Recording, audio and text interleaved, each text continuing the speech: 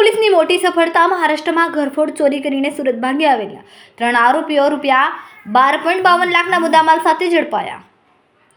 સુરત શહેરના સારોલી પોલીસ સ્ટેશનની ટીમે એક મોટી કાર્યવાહી કરતા મહારાષ્ટ્રના પાલઘર જિલ્લાના ડહાણુ તાલુકાના કાસા પોલીસ સ્ટેશન વિસ્તારમાં થયેલી 2 મોટી ઘરફોડ ચોરીનો ભેદ ઉકેલી નાખ્યો. પોલીસે 3 રીઢા ગુનેગારોને સોના ચાંદીના દાગીના અને મોબાઈલ ફોન સહિત કુલ ₹12,52,765ના મુદ્દામાલ સાથે દબોચી લીધા છે. સારોલી પોલીસ સ્ટેશન વિસ્તારમાં નિયોન ચેકપોસ્ટ આવેલી છે. ગઈ તારીખ 16 માર્ચના રોજ જે રેગ્યુલર અમારું નિયોન ચેકપોસ્ટ વાહન ચેકિંગ ચાલે છે એ વાહન ચેકિંગ દરમિયાન અમને એક શંકાસ્પદ મૂવમેન્ટ જણાઈ અને અમારી પાસે લોકલ ઇન્ફોર્મેશન પણ હતી કે આમાં મહારાષ્ટ્રથી અને વાપી વલસાડથી જે ચોરી કરનાર ગેંગ છે એ લોકો આ પ્રકારની કોઈ લક્ઝરીમાં બેસી અને આવી રહ્યા છે. એટલે અમારું જે સઘન વાહન ચેકિંગ ચાલતું હતું એ દરમિયાન આ લોકોને ખ્યાલ આવી જતા પાછળની લક્ઝરીમાંથી આ લોકો કૂદીને ત્યાંથી ભાગવાનો પ્રયત્ન કરતા પોલીસે ઇમિડિયેટલી એ લોકોને પકડી લીધેલા હતા. એમની પાસેથી જે મુદ્દામાલ રિકવર કર્યો છે એ આશરે 12.5 લાખ જેટલો છે, જેમાં સોના ચાંદીના દાગીના પણ છે. અને ઇન્ટ્રોગેશન દરમિયાન ખબર પડી છે કે મહારાષ્ટ્ર રાજ્યના જે પાલઘર જિલ્લો છે ત્યાંનું ડહાણુ તાલુકાના કાસા પોલીસ સ્ટેશન વિસ્તારમાં 2 ફરિયાદ દાખલ થઈ છે ઘરફોડની.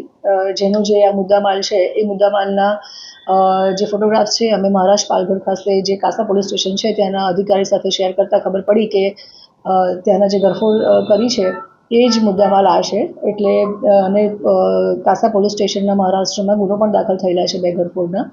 એના આધારે આ ત્રણેય જે આરોપી છે જેનું નામ છે રાજેશ મદનલાલ માલવી, જેની ઉંમર છે 29 વર્ષ, જે મજૂરી કામ કરે છે, જે ગામ ચડોલી, તાલુકો નીમચ અને મધ્યપ્રદેશનો રહેવાસી છે. બીજો આરોપી છે દિલખુશ ઉર્ફે દિલ્લુ પપ્પુ બાછડા કર્માવત, જેની ઉંમર 23 વર્ષ છે, જે મજૂરી કામ કરે છે અને જે પીપલિયા રૂડીરાવજી થાના મનાસા મધ્યપ્રદેશમાં રહે છે. ત્રીજો આરોપી છે જે અંકિત મુકેશભાઈ ગોદાવન, જેની ઉંમર 25 વર્ષ છે, જે મજૂરી કામ કરે છે અને જે ગામ સડોલી થાના નીમચ મધ્યપ્રદેશમાં રહે છે.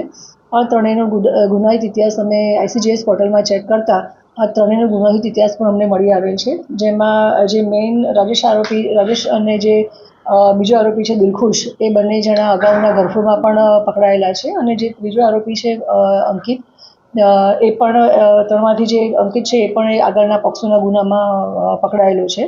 સો જે અત્યારે આપણે ટેકનોલોજીનો યુઝ કરી રહ્યા છે ડિપાર્ટમેન્ટમાં, એમાં પણ ICGS પોર્ટલમાંથી અમને એમનો આગળનો ગુનાહિત ઇતિહાસ મળેલો છે, જેના આધારે અમે આ લોકોને અટક કરેલી છે. મુદ્દામાલ પણ અમે રિકવર કર્યો છે.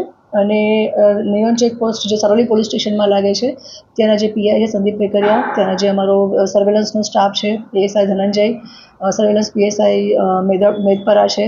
બીજા અમારો ત્યાં જે રેગ્યુલર નિયોન ચેકપોસ્ટ ઉપર ચાલે છે વાહન ચેકિંગ, એમાં જે એમની શિફ્ટ હતી એ વિપુલસિંહ અને વિલેશભાઈએ બહુ જ એલર્ટનેસ બતાવી અને વાહન ચેકિંગ દરમિયાન આ સરસ ડિટેક્શન અમારું થયેલું છે. જે સંદર્ભે અમે ત્યાં જે થાના છે કાસા થાના, ત્યાં પણ આ માહિતી શેર કરી છે અને આરોપીને પણ અમે હેન્ડઓવર કરીશું.